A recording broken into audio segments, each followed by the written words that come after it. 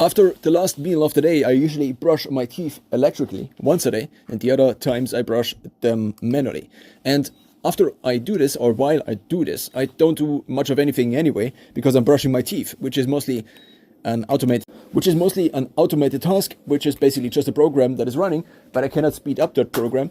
So I have to spend time somehow. And what I have been doing now, as soon as I moved into this apartment, but also already before, I think, is that I reduce the metabolic stress of food, mostly caused by the carbohydrates and also by the blood drainage that is happening when my stomach begins to ramp up, and also my digestive tract, is that I turn this on to 2.5 speed.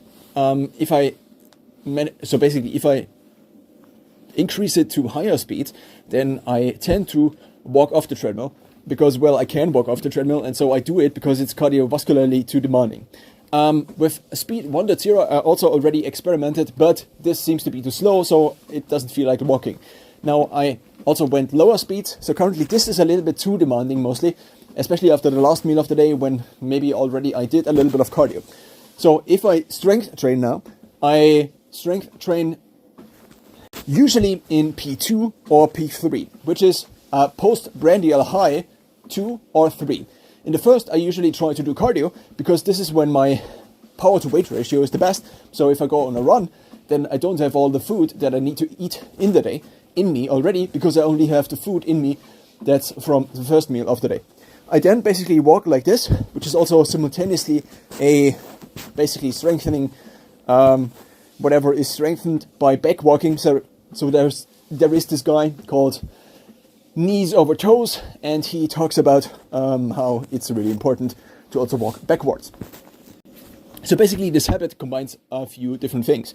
The first thing is that I get in some additional cardio, even though it's just a light movement.